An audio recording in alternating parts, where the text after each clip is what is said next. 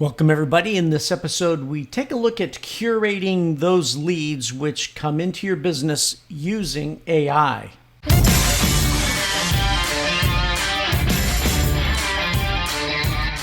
Welcome to Click AI Radio, where you'll learn the secrets to transforming your small to medium business. Grant has been helping businesses transform using technology for over 30 years. Advanced technologies like artificial intelligence have been available only to large companies and advanced technical teams. Grant will discuss how you can use to leverage AI and other technologies to grow your small to medium business. As a gift, Grant is offering his ebook, AI for Sales Growth, at clickairadio.com. Now, here's your host and BizTech geek, Grant Larson. Is it possible to underestimate the value of a quality customer in your pipeline? We all have experienced what it means to bring a customer into your business, which later we are kicking ourselves saying, man, I wish I didn't have that customer. Well, can AI do anything for us, right? To lead or not to lead, right? That's the question to ask AI. Can you help us with this AI? Well, as you know, today there are multiple AI tools out there which provide insights on qualified leads. Lots of times they're looking at things like recency, right? Like how many leads, came in today or yesterday. Or they're looking at frequency. How often did the leads actually touch our organization, right? Was it through some phone interaction, or did they click on our sites, or what did that look like? There's easy to action scores that, of course, you want to try to get in front of your sales teams. And of course, the goal is to leverage that info so that the outcome then becomes realized, right? And it turns into a valuable kind of customer. Now, one of the things that we want to do is we want to connect to a variety of systems downstream. So one of the challenges around lead management and lead AI is you need to be able to organize the information from the earliest touch points and identification of who the person is and follow their life cycle all the way through to the realization of the income, or the revenue, I should say, coming into the business, or the rejection of it, or the later reclamation of that in the form of a refund. So number one, we want to think about how do we connect all of that data together and tell that story. Really looking for a series of breadcrumbs, if you will, that ultimately you can knit and tie that together. And for a lot of businesses today, as you know, this is found in a lot of different systems, right? From things like HubSpot or, Pendo or what have you, right? The data is all over the place. But number one, you want to think about fit, right? You want to think about who are your leads, right? And how do they match what your ideal customer profile looks like? Do you even know what that is? Have you described that perhaps? Some refer to that as ICP. The world needs another acronym, right? ICP. But nevertheless, this is a critical one. What's your ideal customer profile? What do they fit? What does it look like? Can I describe that? And in order to apply AI to leads, it helps for me to see that. Now, quite frankly, using AI to help describe that is actually very common practice. So if you think, well, I don't really have my ICP defined, that's all right. Run a series of AI analyses on the full life cycle of your leads, and in time, the AI will begin to discover what that looks like for you. So you don't have to have that first. In fact, the act of preparing AI for leads can help you to develop that. Certainly, you want to understand, though, what's the lead's activity? What are they doing? What's their ultimate intent? And of course, how often do they actually touch and interact with the organization? It turns out that in some cases, it's actually more valuable to reduce the number of leads in terms of all those that we're working with in the organization, and actually increasing our sales. So if I could reduce my leads, let's say in half, but of that remaining half, I have a very high close rate, then my cost of goods sold starts to drop dramatically. And so it becomes really valuable to the organization. So it's all about finding revenue, obviously. Revenue specifically that's untapped in the organization. This is one of those efficiency plays or optimization plays that we do on a business, right? It's not necessarily saying, oh, we're going to go after a new business model or changing this or that. This is looking within your current pipeline of the kinds of leads that come through. How can we optimize our behavior so that we return the best possible dollar to the organization? All right, so in general, that's the model. But rather than a generic model, I wanted to introduce 5 or 6 different scenarios around leads to consider.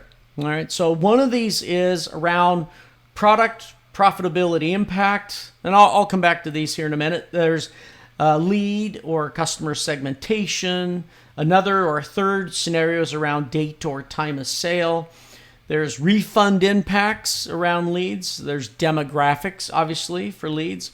And then there's what we like to call destructive behavior. All right, so let me just maybe peel the onion back, go down one more layer on each of these. So on this first one on product profitability impact, the real question is, what are the conditions that surround a lead that produces the higher profitability? And of course, as you know, a lot of groups are focusing on the sales itself, which is obviously good. But quite frankly, having your AI pivot on your profitability is a key question to ask your AI solution. So when you're working on leads, build that connective tissue to the ultimate products, and then not only that, but the profitability of those. That starts to pay you back very quickly in terms of any investments that you do with AI, actually. Very strong impact. Here's another one that pays back your AI efforts. It's around lead segmentation, right? And of course, it's finding those segments that drive towards higher sales growth and of course, higher profitable growth, and the ability to segment that obviously benefits certainly marketing activities, pricing opportunities, as well as value delivered to that lead who becomes a customer. All right, so having the AI work on that, highly valuable. Third scenario for AI with leads, of course, when the lead progresses to the point of sale or for every touch point leading up to that sale, understanding the insights of those touch points, the timing, the areas of interest, etc. That leads to some very insightful AI analysis as well as predictive behavior that certainly tips you off as a business owner of when to proceed or when to stop pursuit. The sooner we can stop the pursuit of something that by prediction says this will waste your time, then certainly the better that it is.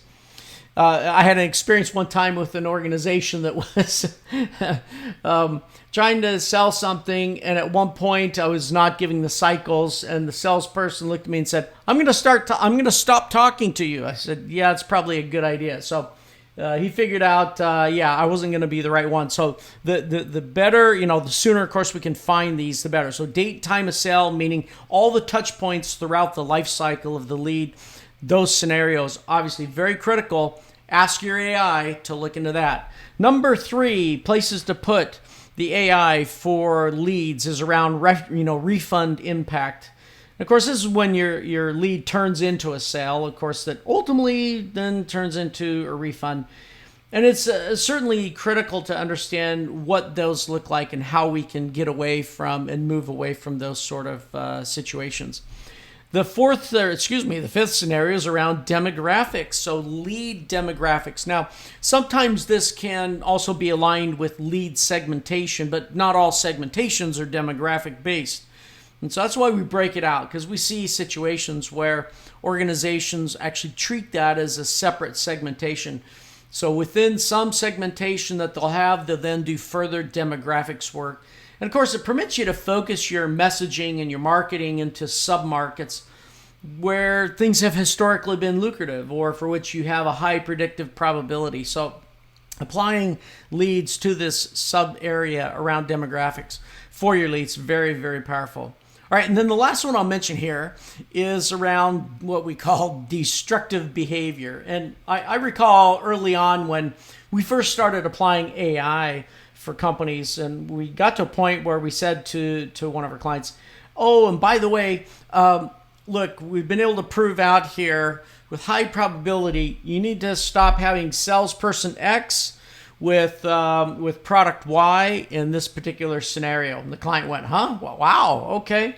Hadn't even seen that. And understanding those kinds of destructive behaviors, things to stop. So in the same vein, doing that with leads is also critical, which is stop going after certain kinds of leads as early as possible and asking the AI, tell me what are those conditions or situations in which the lead produces destructive or bad behavior, and let the AI find those bad situations. So that actually becomes a critical thing to understand, obviously. All right, so as you know, there's a range of AI solutions out there today, certainly to help you with leads. Now, whether you use that, one of them, or you use Click AI, the real trick is to get control of the front end of your business and certainly qualify with AI your intake process. Obviously, reducing the less qualified leads the earlier, then certainly it's better for the business. Okay, everybody, thanks for joining. Until next time, get some AI for your leads. Thank you for joining Grant on Click AI Radio. Don't forget to subscribe and leave feedback. And remember to download your free ebook. Visit clickairadio.com now.